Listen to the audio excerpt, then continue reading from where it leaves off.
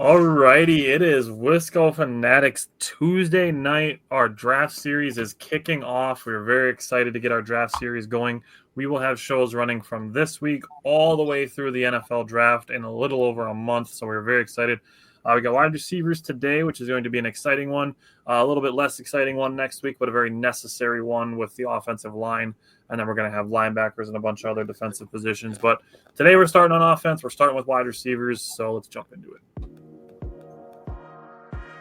Welcome to another live episode of the Wisco Fanatics Show, where we discuss the Packers, Bucks, Brewers, Badgers football, and basketball from an optimistic perspective. Wisco Fanatics is brought to you by Cardboard Legacy, Wisconsin's most complete sports card shop. Buy, sell, grade, and consign all at their location in Oshkosh. Welcome back to another Wisco Fanatics Tuesday night. Christopher just wanted to let everybody know that Jake's really been filling out the beard. It's been growing it out. All right. So today we're starting with wide receivers, but before we jump in, we're just going to get through the icebreaker of talking about the free agents that the Packers have brought in so far, adding Aaron Banks, a guard from San Francisco, Nate Hobbs, a cornerback from the Raiders, and then today, just hours before the show, they added Mecole Hardman essentially to fill the kick return role. Reggie, welcome back. So essentially, I'll just give my thoughts real quick on the three guys that they've added. Strawberries or tomatoes, Justin, whatever you want to throw. Save them for when we have some controversial wide receiver rankings tonight. Yeah. My thought on the three free agents that they've added, and obviously the guys that they've retained, is just that it keeps flexibility available for Gutekunst in the draft. That's my main thing. Goody has always been a best available type drafting GM, and I think the players that he's added so far just will continue that trend. So Simon, Bryant, Jake, I don't know if any of you guys have any thoughts on the three guys that the Packers have added so far. Brian, go ahead, man. Because I'll take, I'll say I'm a little I'm uninspired, but that doesn't mean I'm not excited about him. I'll say this, I'm kind of glad, Mike Spofford was poo-pooing on my guard picks a little bit because I thought, we'll move some to center. Now that's pretty much confirmed that they will be moving some of the center. I still don't think Elton Jenkins will move from left guard. I have a feeling that if he moves, he'll be going to right guard, or Aaron Banks will be asked to play to right guard. So we'll see what happens, unless I miss something. So we paid a lot for him, but it does show up the offensive lineman, and the Duke is an absolute stud in the run blocking game. So that is exciting there. So Josh Jacobs is going to, I remember Simon pumping into our brains over and over again how many times, yards after a contact and everything Josh Jacobs had this year. So hopefully he'll have a little more room this time.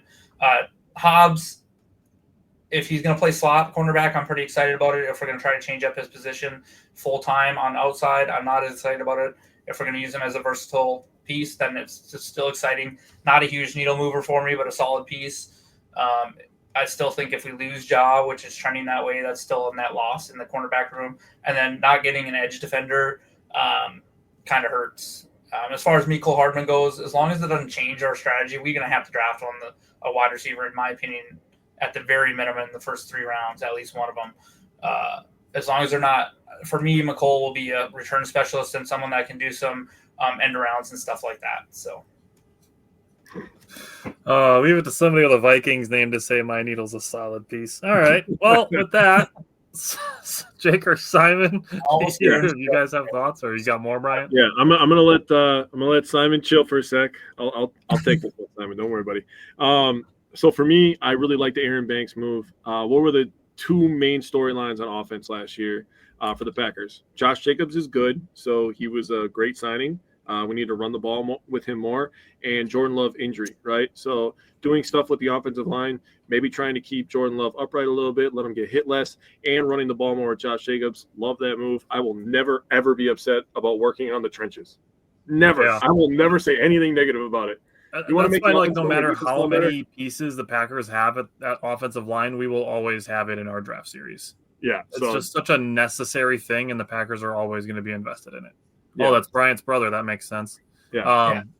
Simon Taylor wants to know if you brought enough to share. I mean, the answer is probably, but you'd have to go all the way up to Alaska to get I it. mean, he may have started with enough to share, but it's all gone now. No, I'm good now. He's violating that food right now. In terms of Hobbs, I really Just- like the signing. Just from an attitude standpoint, I like when DBs play with a little bit of fight, a little bit of hunger. Losing a guy like Jair, he was the emotional leader for that room in a lot of ways. So adding a guy like Hobbs, maybe he could fill some of that void. Maybe not total talent wise, but maybe attitude wise, that may be enough. Nixon, with the signing today, the first thing I thought of was Nixon is moving to the outside. That is 100% what I thought. He's not going to be returning anymore. He looks like he's going to take over as CB1, and you know what? If he wants it and they think that he could take it, why not? They're definitely still going to draft a corner, in my opinion. Yep, we're covering that last. Probably first or second round, in my opinion. But I don't know anything. I'm just a guy sitting in front of a laptop. Christopher said both the Vikings and the Bears absolutely rebuilt their lines this year. We need to keep up, and the Lions have had one of the best for years. So Steve said depth is king. When Bakhtiari went down before Tampa Bay, we lost. Same when we had injuries versus Philly this year. That's fair. True. Very true. All right. Simon, anything else we want to say on the free agents before we start talking about wide receivers?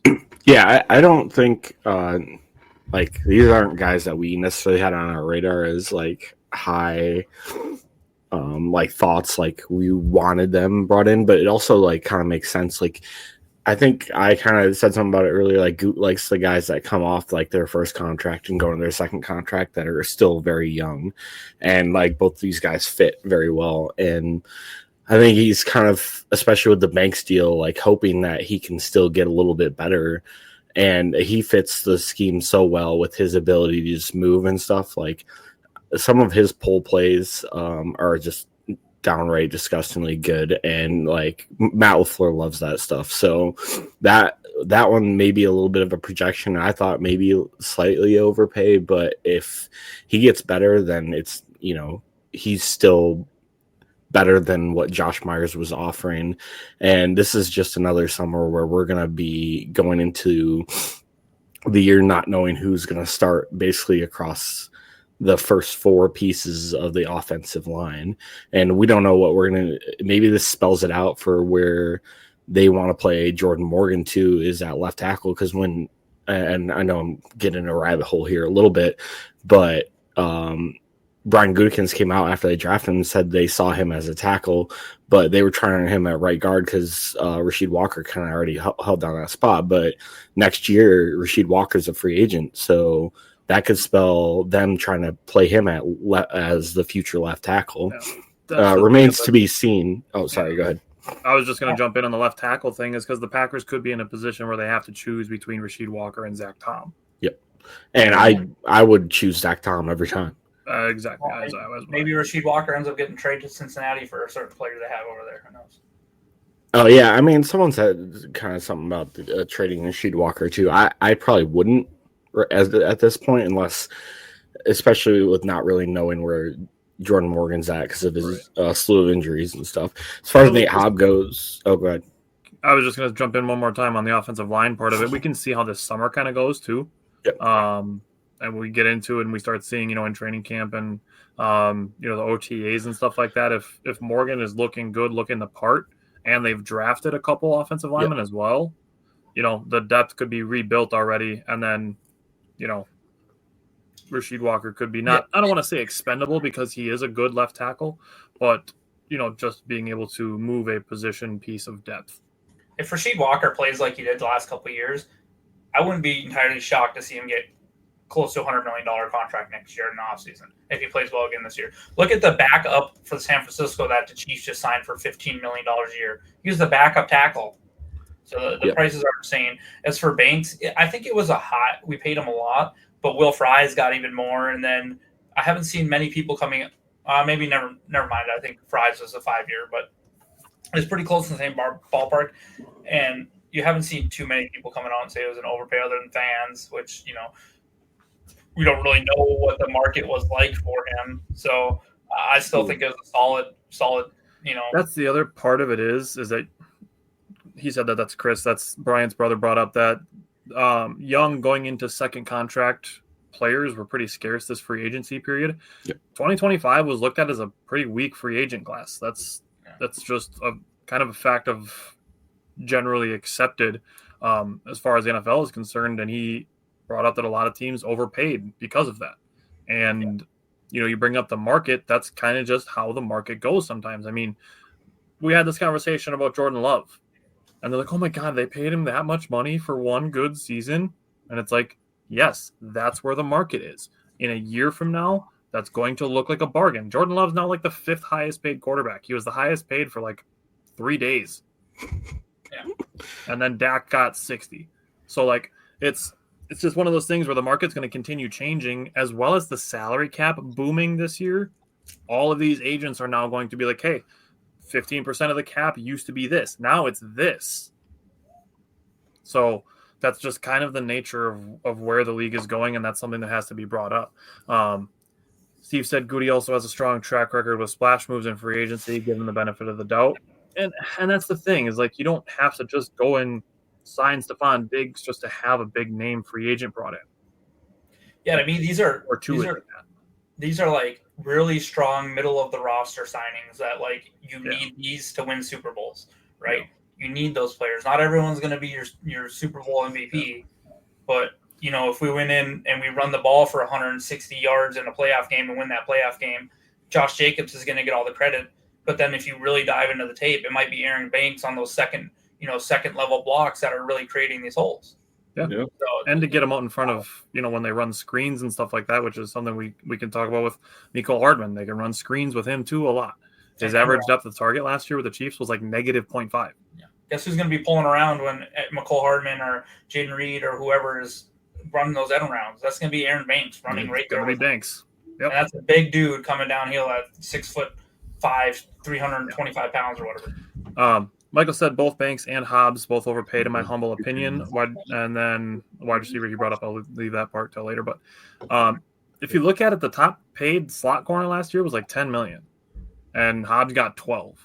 As we just mentioned about the salary cap, explaining, it's just kind of gonna keep progressing like that.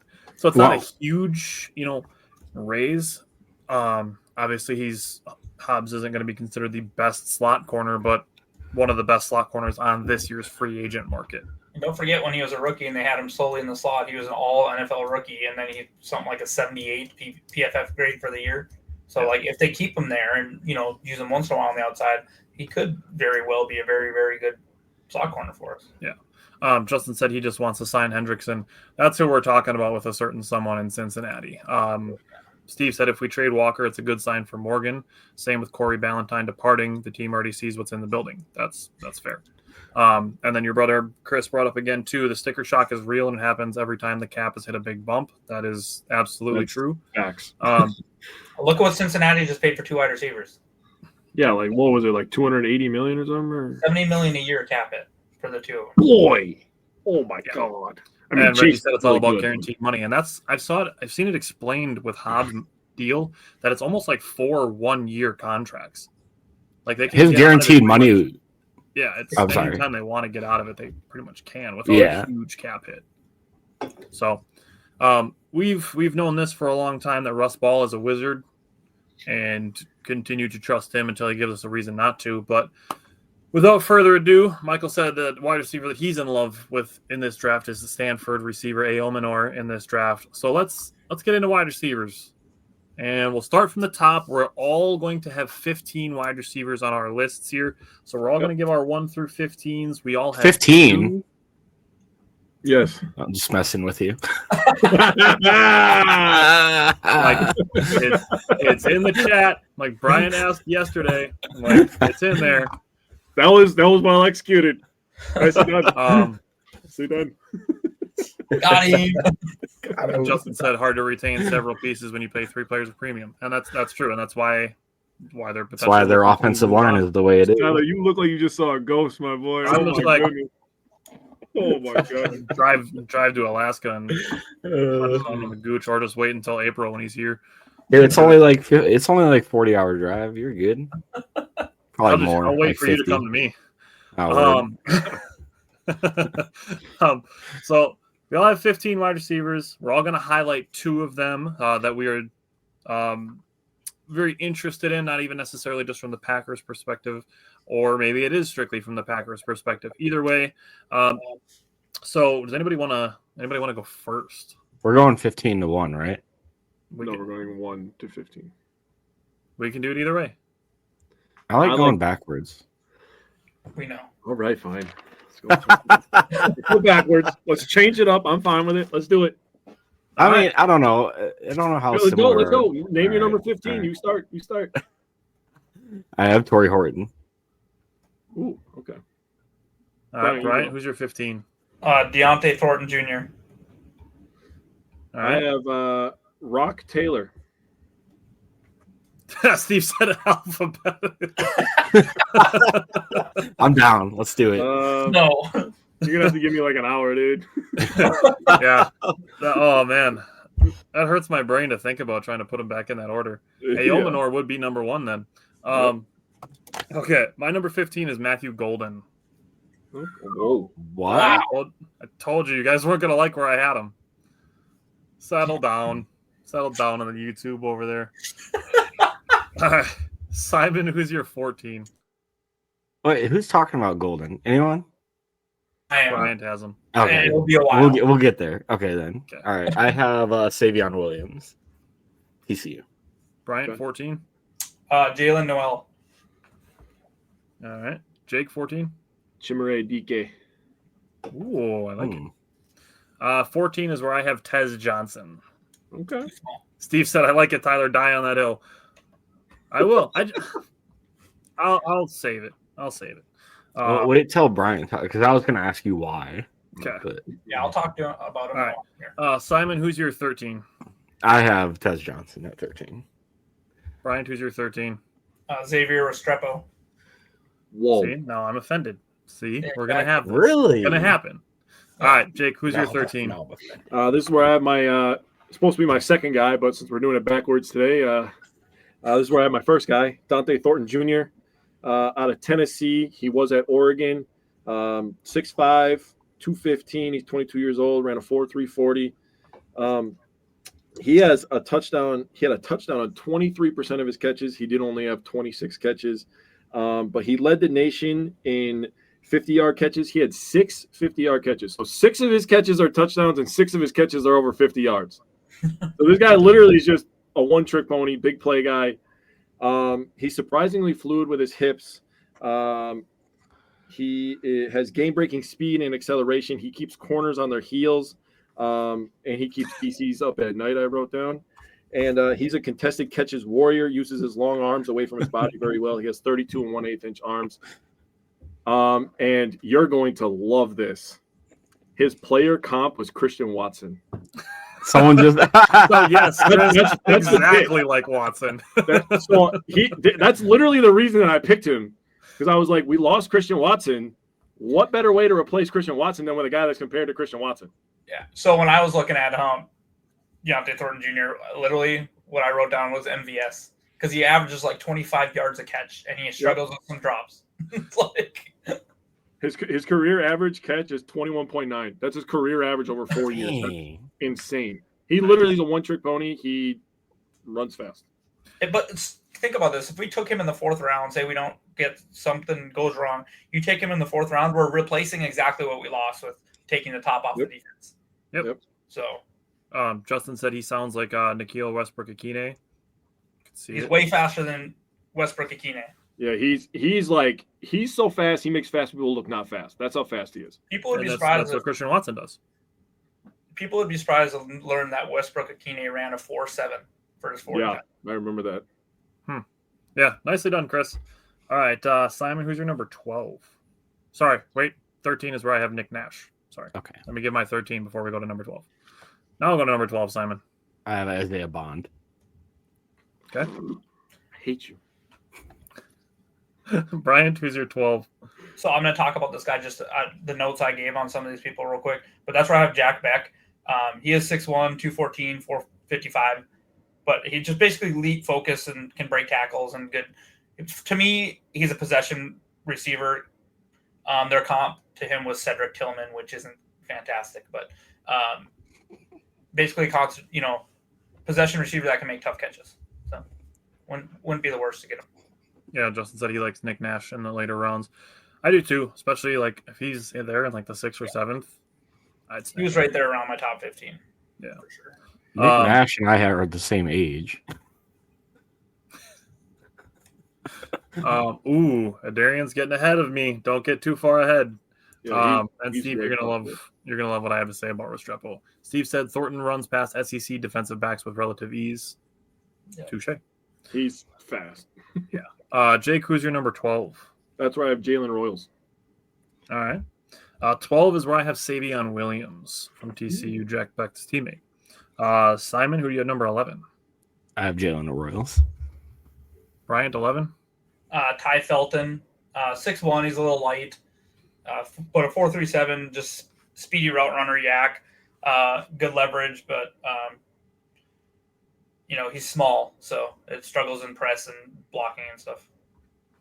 Jake, who's your 11? That's where I have Jack Beck. All right. 11 is where I have Alec Aomanor. Mm. All right.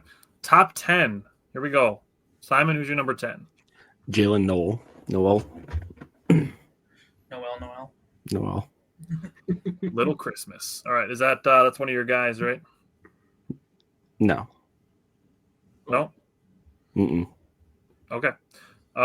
Who's your other guy then? I have Aomanor and Luther Burden. Oh, you did switch. Yeah. All right. I dig it. Good. I like it. All right. Bryant, number 10.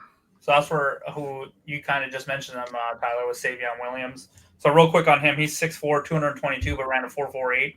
He made the athletic freaks list, and it was something kind of unique about him is he's a triple threat. So he had 611 receiving yards for 6 touchdowns. He had a bunch of rushes for 310 yards and 6 touchdowns. And then he actually played quarterback in high school, and they said that he had a competition throwing the ball with the TCU quarterbacks, and he outthrew them in the air by 20 yards. They said he can throw the ball 80 yards in the air.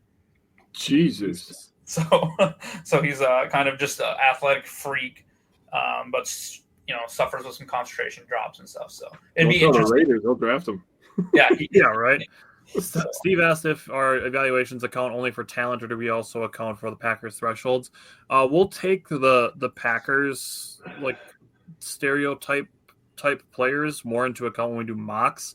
I think when I do my rankings, I usually do tend to just do them more from like which ones I see as like, having the most amount of skills that I would like to be added to the team. Yeah, I go by talent. Otherwise, Tez Johnson wouldn't even touch my list. Yeah. Okay. Jake, number 10. Torrey Horton. All right. Ooh. Number 10 is where I have Isaiah Bond. All right. Simon, who's your number 9? Xavier Restrepo. All right. Bryant, number 9. Alec Aomanor. Struggle with that name a little bit, but That wasn't bad. Jake, I'm going to guess that you have the same number 9 as Simon. I have Restrepo. I like him a lot, but man, the 1 through 9 was I'll talk about dude, it after Tyler talks about him. I was scratching out numbers all over the place on this paper, dude. You gotta get one of these. I strongly recommend doing this, getting a dry erase board and dry erase magnets, and you can just reorder them. Yeah. Strongly recommend this for doing your draft stuff. I have a computer. All right. Well, look at Simon living in the 2020s. Yeah, Justin, I'm really not big on the Texas guys, and I'll talk about why when we get to them a little bit. But I have one kind of specific reason why. In a world of tech, he has a dry erase board. Would it alarm you to know that I also have 2 monitors going right now as well? I am flexing it. That's right. He's an old soul. It's easier because then I don't have to switch tabs. I can just go back and forth. It's easy. It works. I mean, I do like it, multiple monitors. Ugh. All right. Plus, I take my laptop upstairs and downstairs and upstairs and downstairs so much. All right. To the bathroom. All right. Where are we at? We're at number 9. Number 9 is where I have number Jack 8 Beck. Number 8. Number 8. I have Trey Harris. Wow. Well, low on Trey Harris. All right. Yeah. Bryant, who is your number 8? Isaiah Bond. Does anyone have him? Yes, I do. Okay. He's not up on the list. Right? Jake, who's your 8?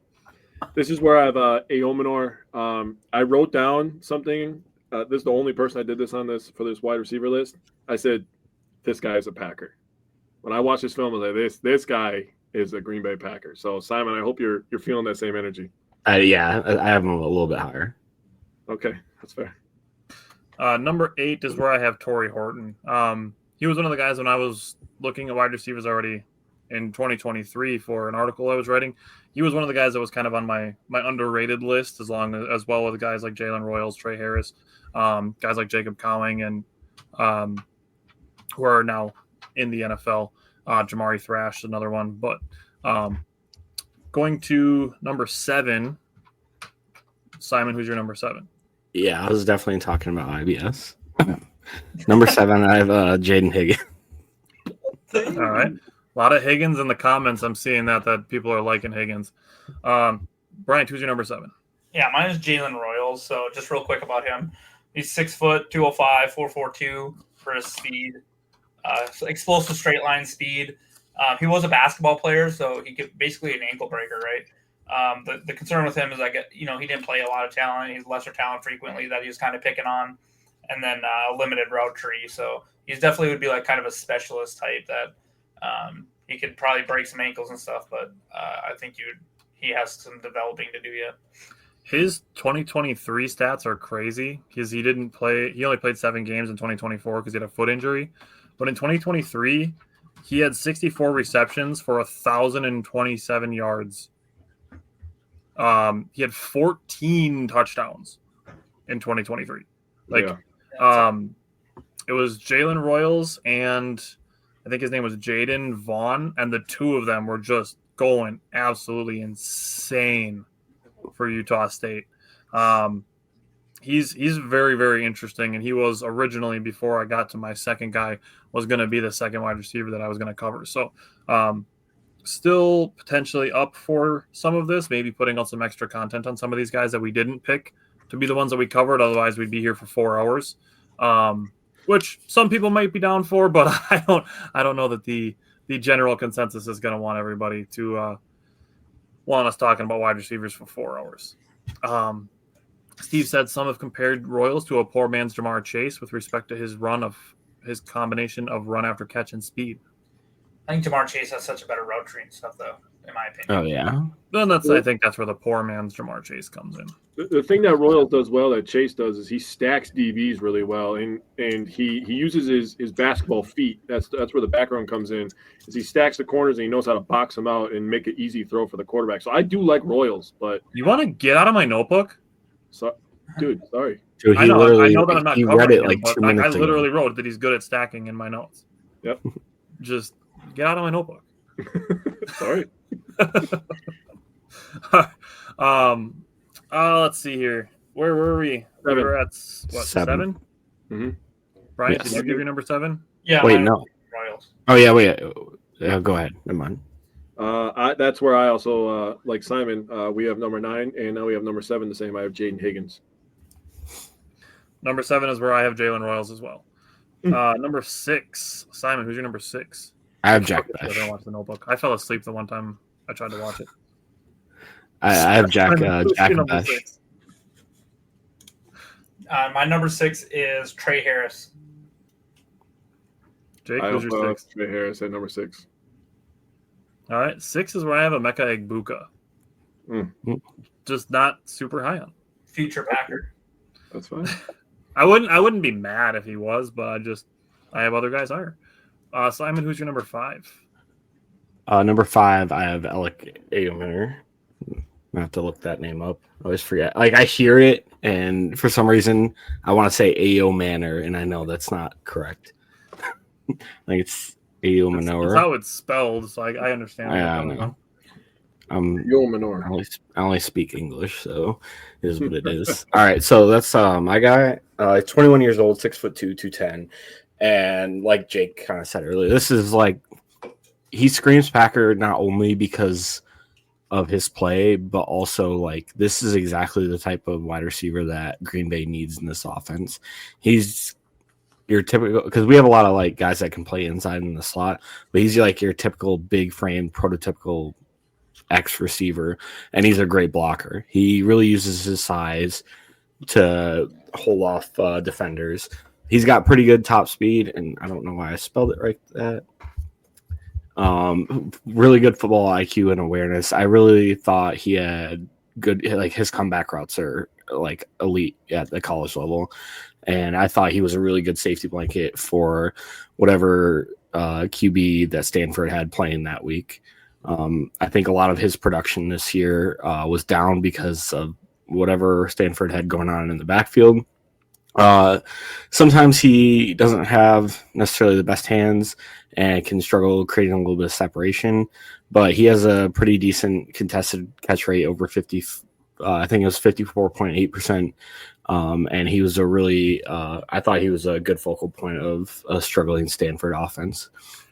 In 2024, it was 48.3, and in 2023, it was 58.9. But with the contested catch thing, I do agree with you on that as well as his lower reception percentage. I agree with you on the not great quarterback play. So I think there is a fair disclaimer to be made there. All right. Justin said a lot of mocks are showing Tet McMillan going to the Chargers right before us. Man, I don't think he makes it that far, if I'm being honest. I don't know. It's weird. Like, I don't know. I listen to a lot of mock drafts and stuff, and it's weird how far he's fallen in like 2 months from when I first started listening to draft stuff to like not that. Like they were talking about him being like a top 7-8 pick, and now he's fallen in like the teens and the early 20s. I feel like that has a lot more to do with like all the edge rushers that showed out at the combine. That I 100% agree. But like we also have like pro days and stuff coming up or still going on, so that stuff will all change too. Tet McMillan just ran a 4.48 today. Yeah, so I think that's going to change people, and he might climb back up boards because of his size and stuff. So, Justin said his stock is a roller coaster. That's true.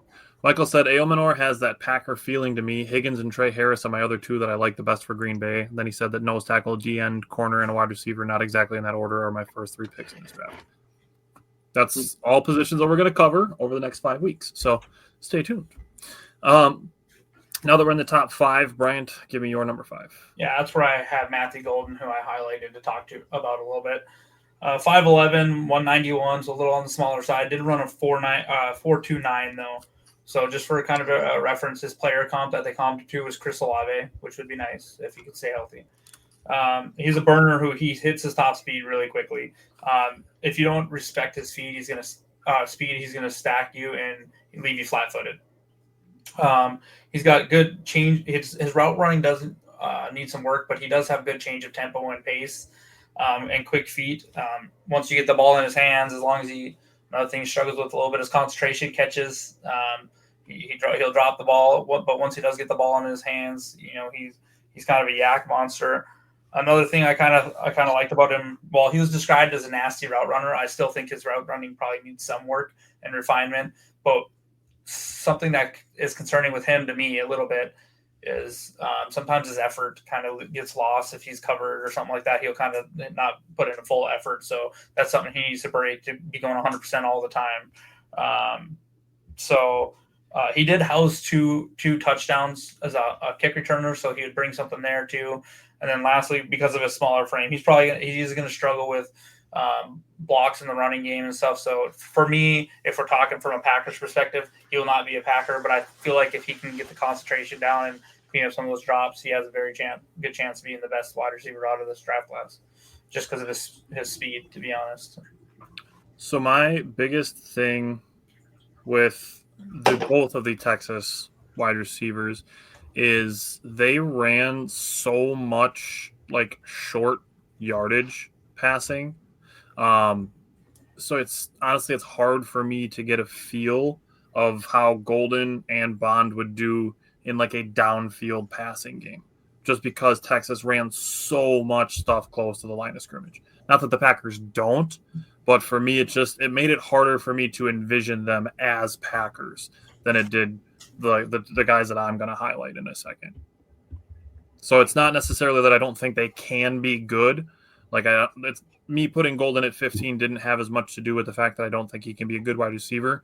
It was just more to do with like I said, like harder to imagine them in the NFL because, in my opinion, I think Texas held them back a little bit. If I'm being dead honest, one of the notes that I had on Matthew Golden was I think he has some downfield ability that hasn't been tapped into. And the all the speed stuff from the combine is showing that he's one of the fastest wide receivers in the draft. So if, like I said, I think Texas maybe held them back a little bit. That's fair. All right, Jake, who's your number 5? That's where I have Emeka Ibuka. All right, number 5 is where I have Jaden Higgins. Mm-hmm. So yeah, a lot of Jaden Higgins fans in the comments. I'm also a fan of Jaden Higgins. I would love Jaden Higgins on the Packers. Justin said we have a kick returner now, so no need. Not upset about the signing. Just hope it's a very team-friendly deal.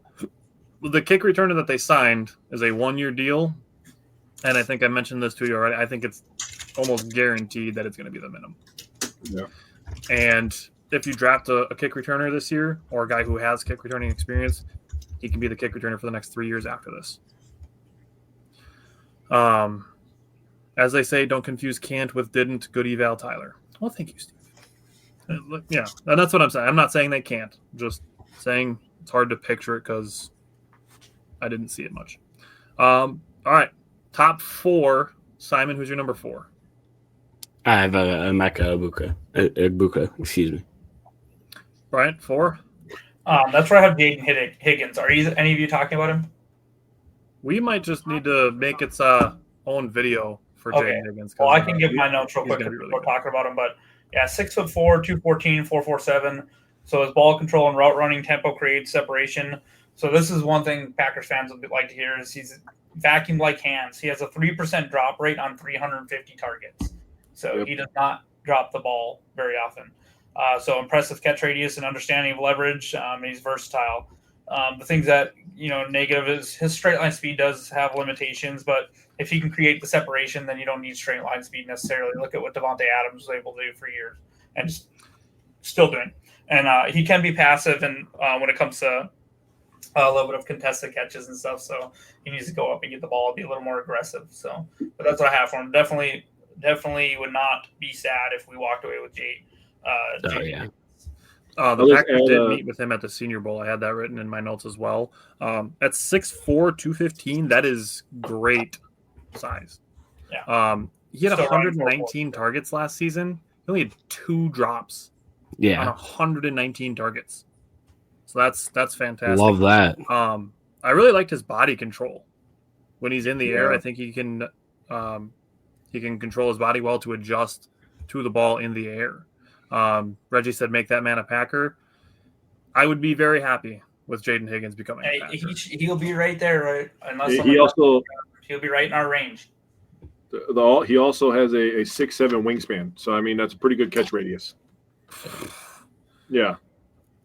Second round pick? He's 6'4", and he has a 6'7" wingspan, dude, and he never drops the damn ball. Yeah, lock that in. Yeah. Yep. Yeah, we can get a Higgins. Doesn't have to be T. We don't have to pay him $40 million a year. Or 30. 30 is probably closer. But yeah, 6'4" would be very exciting. So number 4. I think where are we at? Where are we at number 4? Brian, did you go? Number 4. I just talked about Jaden Higgins, so at yeah, my number 4. You.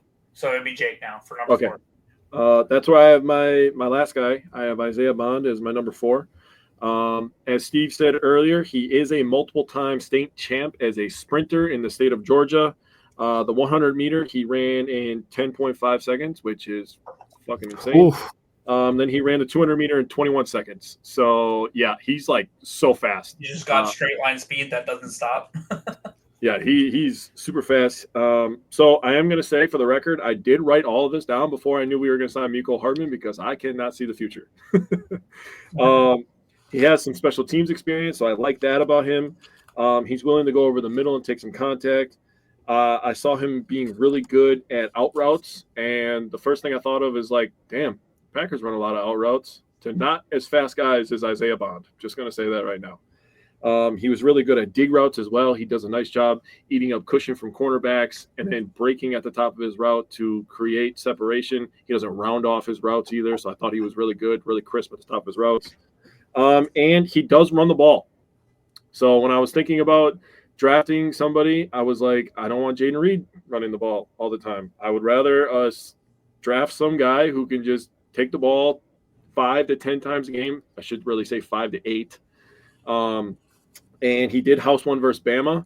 Also, he did used to play for Alabama, and he caught the famous touchdown versus Auburn, that game-winning touchdown versus Auburn a couple of years ago. So he's clutch. He runs the ball. He has special teams experience. He's really, really fast. He's good on out routes, good on dig routes. He's got straight line speed. And he had a 108.1 QBR when targeted last year. So he's pretty good. You see who the NFL person that covered him at the combine compared him to? I don't know. I didn't look that up. Jalen Waddle. I freaking love Jalen Waddle. God damn it, that makes me love him more. Yeah, so that wouldn't be a terrible pickup. I like that. The one thing that I had written down with Bond as another reason why I wasn't like super high on him is that he is a below average run blocker. That was just something that I put on my notes as well. Again, not to say that he can't be good in the future. It's just one thing that I had written down.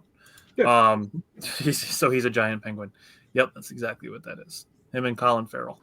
Okay.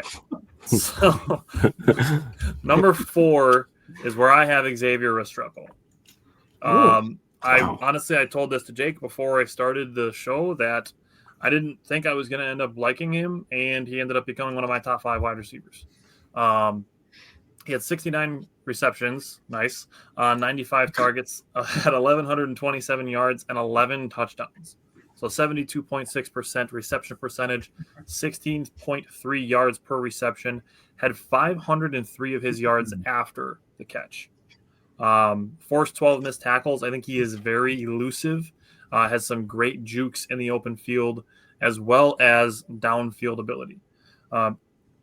8 for 13 on contested catches as a guy who is 5'10", 198 is impressive to me. And out of the 95 targets that he had, he also only had 2 drops. He has very strong hands, something that Steve brought up in the comments. Darian was another guy who mentioned Jaden Higgins. He brought up Trey Harris and Jaden Higgins in mocks. Trey Harris still coming yet. As well as a good route runner for Xavier Restrepo. He is good at finding holes in the zone. This was a big thing that stood out to me on the tape, and something that Jake mentioned to me before the show on him as well. Very, very good in the zone. If he was a little faster, to be honest, he might be in contention for higher than number 4 already where I have him. He ran a 4.45 unofficially. He didn't run the 40 at the combine, but I do see him as a guy who can play in the middle of the field or on the sidelines, kind of how Jaden Reed can, even though he's primarily a slot receiver. He is still good on the sidelines. Something that we saw from him at Michigan State when he was in college. I think that's something that Xavier Restrepo can do as well. And just for good measure, Xavier Restrepo threw 17 reps on the bench press, which for a wide receiver is pretty solid. So very, very interested in Xavier Restrepo. Just another guy who, similarly to Jaden Reed, can just free other guys up to do other things. Can I add one thing? Yep. He also dominated in high school down in Miami, where it's a hotbed down there for NFL talent and a lot of college football talent. He dominated the high school landscape there for 3 years. Touche. So food for thought. So Touche. I like similar to Ladd. That To was be straight up with you, I did not watch a lot of Ladd McConkey. So my concern with him is you start to see these body types, and I've seen too many Ty Montgomery / LaVisca Chenault / that kind that don't pan out. You have the Debo kinds that do pan out and stuff, but we'll see what happens. So. He is a couple inches shorter and about 10 pounds heavier than Ladd McConkey. Yeah. And the source I looked at him at listed at 209 pounds, so at 5'10", so that's then maybe he is more like Debo. Damn. Yeah, so he could have cut 10 pounds for the I got his height and weight from PFF on on NFL Draft Buzz, he's listed 5'10", 209. So very, very possible that he's just a tank that they could use in multiple ways, which would be very interesting. Mm-hmm. All right, let's go to the top three. Top three, Simon, give me your number 3. I have Matthew Golden. All right, Bryant, number 3. Love that. Yeah, this is where I have my next person, Amika Igbuka. And I've liked him as a Packer, and so I actually found something, and I'll read it to you here in a second. But he's 6'1", 202 pounds, 430. His player comp was JSN. All Ohio State does is pump out wide receivers. Yep. Garrett Wilson, Chris Olave, Marvin Harrison Jr., JSN. JSN just put up 1,100 yards last year in his second season. Terrell Pryor. But Marvin Harrison Jr., 885 yards as a rookie. Yeah, he may be underwhelmed compared to someone like Brian Thomas Jr. or something, but he still had a very solid rookie season. So, and I remember last year when Marvin Harrison Jr. sat out, and there was a wide receiver for Ohio State that was kind of going crazy, and that was Igbuka. And people were talking about how he and I think he got hurt in one of their games, and they kind of really fell off the table after that. But they talked about how he might actually be even better than Marvin Harrison Jr. So he has elite long speed and route running. He's savvy and he varies tempo. He's got really quick feet, and that helps with some sharp cuts to create separation. He's electric after the catch and proven returner. So he's also, this is where I started really buying into him. He's great. He's really good as a run blocker. So, and you know who loves that is Matt LaFleur. So he did have the ankle surgery and he struggled. So he may, you have to make sure he's good off of that. And he does struggle a little bit against press. However, he does win with his craft. This was huge for me too. They put that he wins with his craft as much as his athleticism. So not only is he an athlete, but he knows how to play the position. That's big for me. And then I was reading some stuff, and he said, this is what one of the scouts said. His experience at OSU option-heavy pass game makes him an ideal match for systems that emphasize timing and spatial awareness, like the schemes of San Francisco or Green Bay. So he's a good scheme fit and a really good run blocker, and he does need to work a little bit to work on the outside a little more, but he can do that.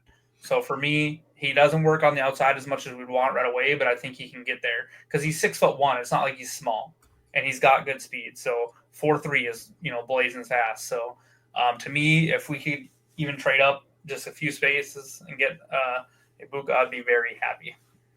I don't know that they'd really need to trade up for him, to be honest with you. No, he's falling to the Packers. Yeah, if they want him at 23, they could take him at 23. I think he's going to go somewhere between 20 and 30. Well, my concern is you have teams like San Francisco, Seattle, all of them that needs wide receivers right ahead of us. So. Well, Seattle just signed one, so did we. That'd be a good point with San Francisco, though. Yeah, San Francisco needs everything. Yeah. So. Yeah. They need another rookie quarterback so they can build a super team. I'm just going to jump in real quick. I think my favorite part about Igbuka that I wrote down is that he would fit in with the culture with Kraft and Josh Jacobs. I wrote that he runs like a psychopath after he gets the ball. He literally is trying to run through your face. Physical. He's a monster after the catch. That's what helps him run blocking too. He's super physical. Yeah. I mean, Big Ten football, baby, you got to run the ball, right, Tyler? That's true. Justin said the Chargers need a wide receiver. There's a handful of wide receiver needy teams, and we'll probably, when we do our live mock drafts, we usually do a full round one, and then we do a bunch of just the Packers. So we'll probably do that. We'll probably look at that. So as far as wide receivers go, Jake, who is your number 3? That is where I have Luther Burden III. All right, number 3 is where I have my other guy, Trey Harris. This is a guy, if the Packers picked him at 23, I would be thrilled if the Packers took him at 23. 6'3", 210, only played in 8 games in 2024 and had 60 receptions on 76 targets. That's a 78.9 reception percentage. Averaged 17.2 yards per reception. Damn. So got some really good downfield ability at 6'3", 210. Also had a 38.5-inch vertical at the combine and a 10-foot 5-inch broad jump. So is a freak athlete with size. Had 1,030 yards, 7 touchdowns, 8 for 13 uncontested catches, which is something you'd want to see out of a guy that size. Forced 11 missed tackles, did have 5 drops, which is not a crazy amount, but more than you'd want to see, obviously. And when you have less than that, it gets you highlighted. He does play primarily outside. He averaged 17.7 yards per reception in his 2 years at Ole Miss. I wrote in my notes that he is big and he plays even bigger. He has the ability to get downfield, but also ran a ton of 5-yard and out routes and screens at Ole Miss. I think he makes great adjustments when the ball is in the air. That body control as well, I think, serves him well as uncontested catches. Going from 2023 to 2024, he increased his reception percentage from 62.1 to 78.9, which I think is a pretty significant jump. To catch 16% more of your targets, I think, is a big deal.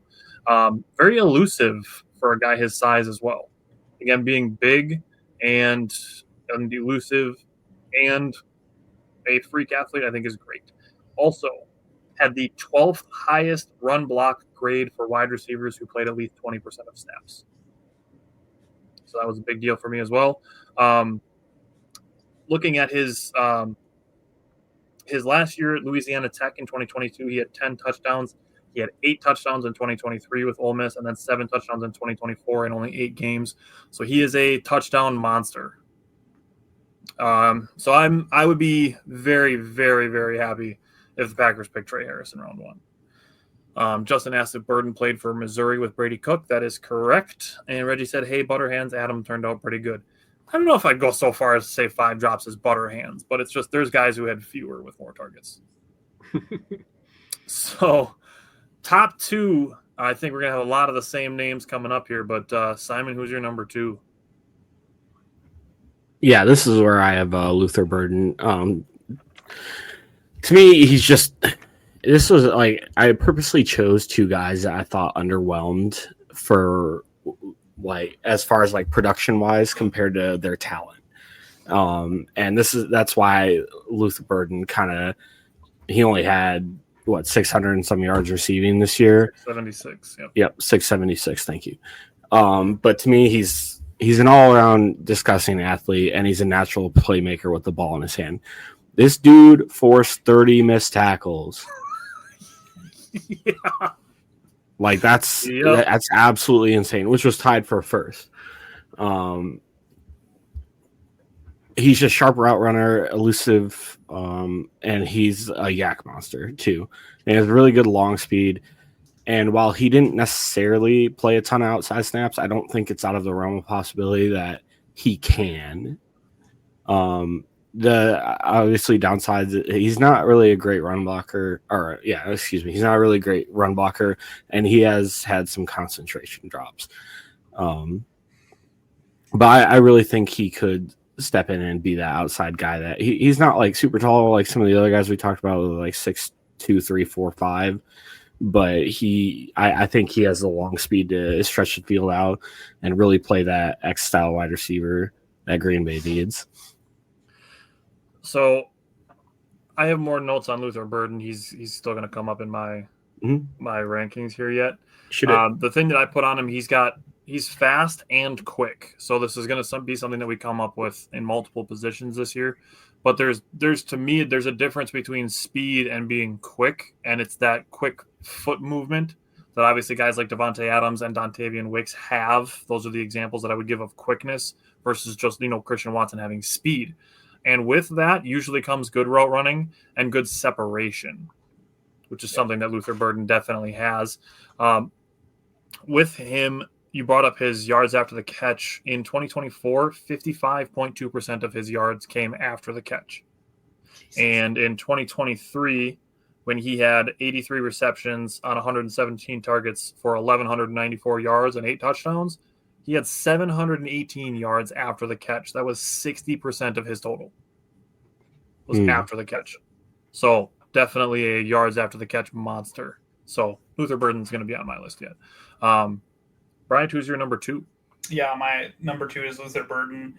I do have that, he's that Simon talked about that physicality and breaking tackles. That also kind of makes him a dog in the run blocking game. Like he'll get in there and he'll run block. Interesting enough, his player comp was Garrett Wilson, which, that wouldn't be terrible. People are talking about trading a first for Garrett Wilson. Yeah. Honestly, I don't think Luther Burden makes it to 23, if I'm being honest. I'd be surprised. That was a long time ago, Steve. Yes, Justin, the foot twitch is a big bonus with a fast wide receiver. Absolutely. I got to say about Steve, bro. Top 5 name and also top 5 bust. Just got to say it. Yeah. Oh, he was like a 4th-round draft pick. Hey, dude, everybody was talking about him. They thought he was going to be the man. Yeah. Dude, he looked – I really liked him coming out. I thought he was going to be so good, dude. In preseason, he was dogging. And then, I was thinking, like, he was going to be the next Jeremy McLean. Yeah. Dude, not even the biggest bust of his last name. You remember how good people thought Rondale Moore was going to be, and they wanted him in the first round? Yeah. And he went to a 3rd rounder, and now he's about to be on his 3rd team in 3 years. Is he still around? I haven't heard his name. He just signed with somebody. Oh, really? Did he sign? I know he was visiting the Bears. I don't know if he signed or not. Oh, maybe it was visiting. I saw his name recently. Yeah, he's visiting or potentially signing with the Bears. But people wanted him in the first round because he was fast. Oh, he's fast. He's one of the fastest guys at the combine. We should draft him at 18. Yeah, we drafted Jamon Moore, and from that draft class we kept MVS and the other one. Who was the other wide receiver in that class too? That we kept for a little while longer. I can't remember. That's a good question. It was MVS and Chris said Rondale Moore visited Minnesota and Chicago. Steve said he's guilty. See, I found a wide receiver out of UCLA. It might have been him. Trevor Davis, maybe. Oh, that could be. Was that the Trevor Davis? Was that the Aberdarius draft? I can't remember now. I don't remember off the top of my head. Yeah, I know MBS was one of them because we went on the subject now, so MBS and someone else. I cannot remember. Rondale Moore squats. The Packers. Oh, EQ was in that draft. Okay. Oh, that's right. That's the EQ draft. Gross draft. Oh. Yeah, that draft that year was Jair, Josh Jackson, Oren Burks, Jamon Moore, MVS, J.K. Scott, Cole Madison, and EQ, and then Kendall Donnerson, Hunter Bradley, and James Looney. So we got our long snapper for about 5 years out of that draft. I will say that if you go and look at a couple of the drafts, there's been a couple drafts in there that we have like one person left from it, and it has hurt us, and that's why you start seeing people like Aaron Banks get $77 million is because people haven't hit. So if you go back, Jordan Love's draft, that was not good. Other than it was. Jordan Love makes the whole draft. But look at Bears are looking for a quarterback. So, did you know that there's like 3 players that were picked ahead of Love that are already out of the league? Yep. Yeah. Steve said Rondale Moore squats. Justin said I had Rondale Moore on my fantasy team his rookie season, and he never left the bench. I bet. Tough. So yeah, there's definitely a case to be made. Like I said, that he might not even be the biggest draft bust with his last name. Jake, all right, number 2. Jake, number 2. That's right, Matthew Golden. All right. Steve said Packers scout helmets and family trees, no Burden and no Amon Ra. All right. Number 2. This might be my biggest draft shocker. Number 2, I have Tedoroa McMillan in number 2. I don't think that's that crazy, to be honest. When I get to my number 1 and I explain why, you'll understand. So, Simon, who's your number 1? Tetra McMillan. Brian, number 1? Yeah, Tet McMillan. I just think his production throughout college, his size, his speed combo, like everything is just he's a step ahead of the rest. At least from the start. Yeah, I think he's a step ahead of the rest. Yeah. Jake, who's your number 1?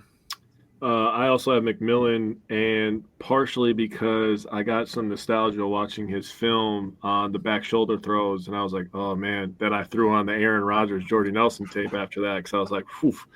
Would I love a 6'5" guy to run some back shoulder fades with Jordan Love, dude. Boy, oh, boy. I will say I am a big Tedoroa McMillan fan. I think there's a possibility he goes in the top 10. But I have Luther Burden number 1. And a big reason has to do with Zay Flowers. Because in 2022, we were doing wide receivers, and we were all consensus that Quentin Johnston was going to be the number one. And I was really excited about Zay Flowers, and I had him number 2 because I didn't have the nuts to put him over Quentin Johnston. And this year, I really, really loved what I saw from Luther Burden, and I said, you know what? I understand that everybody's going to have Teteroa McMillan as their number 1, but I like what I see from Luther Burden, so I'm going to give him the nod. I'm not mad at it. No. Steve said, I heard Tet would have been a high pick last year, but wanted to work on his craft. Love that. Probably has benefits of being able to get paid as well. Yep. You stay an extra year in college, so that probably helps lessen the need to go straight to the NFL. Did you say it lessens the burden? Yeah. Oh boy. I mean, he's put up over 1,000, like 13. He has had like 2 1,300 yards in seasons in college, and another 1,100 yard season. He's just produced. So, I mean, yeah. The one thing that I did have is like a potential knock on McMillan. He did have 7 drops. Yeah. And my question that I have with him is if he can create separation versus press coverage. That was good. That was kind of my most negative thing on him.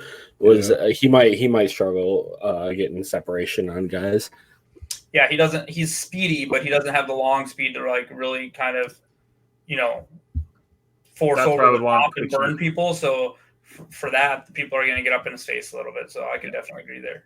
Yeah, I just wondered if as the ball is snapped, if somebody smacks him in the face, if he's gonna, just kind of run into the guy and kind of give up on his route, or if he's gonna hand fight, or if he's gonna be able to use quick twitch speed to get around and then go. His player comp was Drake London, and I think that's probably pretty accurate, to be honest. Damn, I love Drake London. I mean, Drake London's coming along, but he's had his bumps and stuff. It's taken 3 years for him to break out like people thought he was going to as a rookie. I mean, some inconsistent quarterback play. Let's which is fair. Where it's due. Yep, that's fair. Ritter is freaking terrible. Kirk Cousins was terrible last year. And then he had another rookie quarterback. I mean. Yeah. Alrighty, well, those are our wide receivers. Thank you for all the input. We love all the comments coming down the chute. Lots of good input on that as well, which is why we do the shows live so people can comment along. Chris said, I think that's an issue that can be worked on. Addison had separation troubles year 1 at the line, got better in year 2. Justin said, I still think Higgins is the guy for us. He just checks all the boxes. Justin said, who's the one guy each of you would put as an honorable mention that didn't make the list? So I got one. Go for it. So this was just off my list, and I liked him going to the Senior Bowl. I like Pat Bryant of Illinois. Honestly, I didn't like Pat Bryant, if I'm being That's fine. honest with you. I liked him. Mine would have been Nash. Was my first off. I'm gonna look through my guys. Reggie said, glad you all do this because I don't know anything about the draft. Well, that is a big chunk of why we do it. I think we've had this conversation too. We do all this draft work before the season starts. And I think even though obviously we know that out of the 200 players we're going to talk about in the next month and a half, that 4 of them are going to get drafted by the Packers. But what ends up happening is that now that we've studied all these players as they're coming out of college, we know the league a lot better. So I think that's honestly probably a bigger benefit than telling you guys about these players, is that it helps us know these guys. So when we're playing the Steelers in week 6 next year, that we can tell you all about Torrey Horton and why he was drafted and stuff like that. So, so as far as other wide receivers that didn't make the list, Jalen Noel didn't make my list. Kyron Lacey might be one for me. Every time watching LSU highlights and LSU offensive games, especially for offensive linemen, Kyron Lacey's got his hands on the ball a lot. Ted Johnson was the guy that was just off my list from Oregon. Yeah, I like him. He's just too small for me, I feel like. Yeah. But then again, we watched Tank Dell, what he's done, but then look at the injuries he suffered too. I was going to say, he got kind of unlucky with the torn ACL last year. No, that was more than a torn ACL, wasn't it? He blew up his whole knee. Yeah. But anyways, he still got unlucky with his own guy running into him. So. Yeah. Chris asked, I'm curious what you guys think about the Bears' moves. I think they're in the basement until they prove they aren't. Just want to know how you'll feel about the division from a Packer perspective. My thing is, there was tons of times last year where Caleb Williams held the ball too long, and now you've just given him more time. You've given him more time to be indecisive. Power make plays. Until they prove it. I do like their signings. I really like that center. For me, I was like, well, I'll say this. I said, well, why pay Aaron Banks so much money just to move someone else to center when you could have had the top 3 to 5 center in the league and just pay him a little more than Chicago paid him and tell him, hey, you can come here and win, or you can go to Chicago and, hope you don't get shot downtown. So I don't like Chicago. I'm sorry. I know, beautiful. Whatever. But that for me. So I really like their center signing. I felt like they made a couple other decent signings, but the center for me was the one that I was like, oof, that sucks to see him go there. So I'll say this: we don't even know how good Jenkins can be at center. Maybe he's a top 3 to 5 center in the league, and he's already signed under contract for the Packers. He understands the playbook, so you don't have to teach a new guy what to do. You put Aaron Banks in his natural position. Thing I'm going to say about the Bears, I do like that they're trying to work on the offensive line. That's smart. I mean, unlike a team in Cincinnati that isn't trying to protect their franchise quarterback, they're just signing his best friends to him billions and billions of dollars. Yeah. Ben Johnson, I'm going to tell you right now, it's fucking on, you son of a bitch. You want to fucking talk shit about my head coach? If that doesn't light a fire under LaFleur's ass, nothing will light a fire under LaFleur's ass. Also, I think it's hilarious how every person that signs with the Bears mentions the Packers. Yeah, that's the funniest thing. Are you? Every time I hear one of them talk. Maybe they should be talking about the Vikings in Detroit, who, were ahead of us. Seriously, they both just won 14 games, dude. And you're talking about us. That's how in your head we are. That's insane to me. I will say, sadly, I have to admit the Vikings are having a freaking fantastic offseason so far. Yeah. They don't have a quarterback. They still don't. I still don't like JJ McCarthy. He's sat out a year. Me and Simon are already planning on getting Chris's Aaron Rodgers jersey. They have a disgusting. Oh my god, dude! I would the laugh Vikings so defense hard. is going to be filthy next year. I will say that. They need a quarterback. I agree. JJ might be the answer, but are you really going to take a Super Bowl ready roster and hope that the rookie quarterback is what they need? And Rodgers wants $33 million a year, dude. Rodgers wants. He said he's looking for $33 million for 2 years. Well, average $33 million. Average. I forgot what I was going to say about we were talking about the Bears. Yeah. Sorry, they just always mention the Packers. That shit is just hilarious to me, dude. I'm always like, are you shitting me, dude? First thing you do when you come to town is you talk about your dad. That's crazy. Yeah. Dang it. I forgot what I was going to say now. I'm going to be honest. This was something I was listening to earlier. Someone was like, it's funny that like fans and stuff always get ahead of like all these signings and stuff. Is like these are some big movement like things that change a team, but like I guess everyone else in the league just doesn't really think much of it. And that's kind of like until the Bears prove otherwise, like that team's just they're sitting in like nothing so far, and we still don't know if maybe this is like maybe last year was what Caleb Williams was. We don't know. Because everything last offseason was, oh, Caleb Williams is walking in the best situation of any other QB. And then they get to the offseason and they're like, no, the offensive line was this happened. It's like, where are all these excuses coming from? Yeah. Best situation ever. Like, come on. Yeah, when they got Keenan Allen, oh man, people were going crazy. Dude, like, oh my God, I knew that was a waste of a given draft pick too. I was like, that's such a waste. Yeah. And they give up a 5th rounder for a center who's not on the team anymore. Like wide receiver pick. Yeah. They don't give up. They don't waste picks, right? Oh my God. Claypool, that was a good trade. Rodgers, I think Rodgers is going to Pittsburgh. I don't think. Yeah, I think so too. Going to Minnesota. I think Minnesota would be a great spot for him, and I think they'd be legitimate Super Bowl. I don't think Minnesota wants him. But I think it's because they don't want to repeat the thing. But it's funny because it's like I do think that he's better than Favre right now when Favre went to the Vikings.